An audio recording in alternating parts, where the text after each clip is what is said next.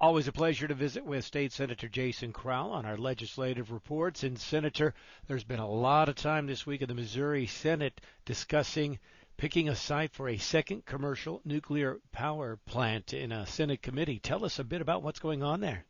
First and foremost, our hearts and our prayers and our sympathies go out to the citizens of Japan.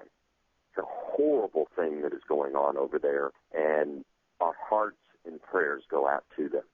But what we're talking about here in the state of Missouri has nothing to do with Japan. It has to do with financing. The regulation of nuclear power and other things, that's done on the federal level.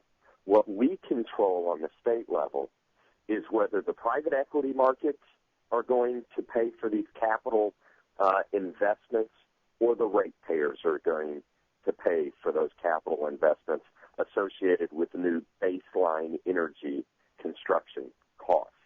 Now, the reason that ratepayers and Missourians in general put through an initiative petition a ban on ratepayers paying for those capital expenditures was because of the risk of cost overruns. If you're spending your own money, you seem to be more frugal with it than if you're spending somebody else's money. That was the logic that the ratepayers and the citizens of Missouri had.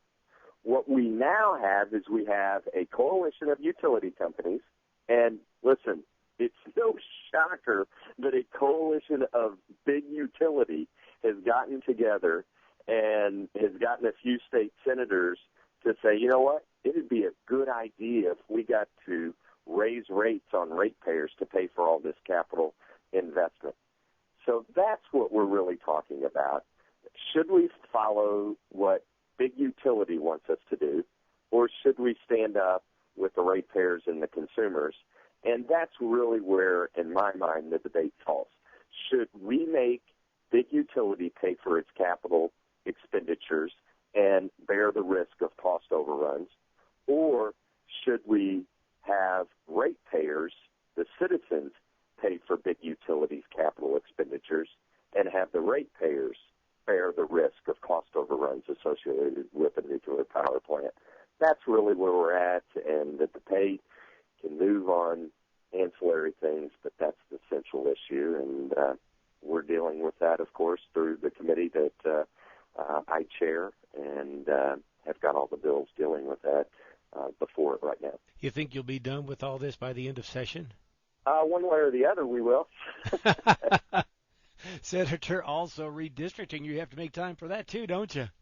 Yes, as we always said, Mark, early on, and as people know, we had a devastating blow to the state of Missouri based upon this decennial census. As everyone knows, every 10 years we count the population of this country and we reallocate congressional districts accordingly, as well as a lot of other things that are based on our census.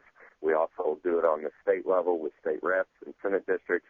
But where we are tasked in the General Assembly, in the House and the Senate and the governor, we are tasked with coming up with a new map that, because we haven't kept up with the population growth of the rest of the country, we have to move from 9 congressmen and women to 8 congressmen and women. It's a game of musical chairs. And all the congressmen are running around wanting to make sure that they have a chair to sit in when all of this redistricting is done. And the House has let go of its first attempt at drawing new districts, and I have very deep and very resolute concerns with what the House of Representatives is doing. As the St. Louis City chairman has said of the House redistricting, he is very, very pleased with the map because the argument could be made that St. Louis now has 4 congressmen, not the 3 that they got today. So all the population loss in the state of Missouri is in St. Louis, and the House chairman has drawn a map that gives the city of St. Louis 4 congressmen, not the 3 that it has. And the way that he has done that is he's taken the 8th congressional district in which we live, and he's thrown 103,000 Jefferson County citizens in it. Jefferson County does not share the same values that we do here in southeast Missouri. It's more of an urban collar county than it is a rural agriculture small business county. And if we make Jefferson County the population hammer, the population epicenter of the 8th Congressional District, will rule the day for our Southeast Missouri values and our Southeast Missouri lifestyle. Senator, before we let you go, as we speak this weekend, some unemployment benefits are running out for thousands of Missourians because of what's happening in the legislature. Can you explain that?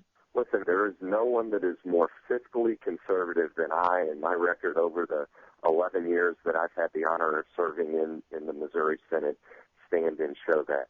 But what a few of my colleagues are doing by filibustering the additional extension of a 100% paid for 20-week extension of unemployment benefits is just flat wrong. I don't think it's the right thing to do, and unfortunately they're making a principled stand on no more federal money.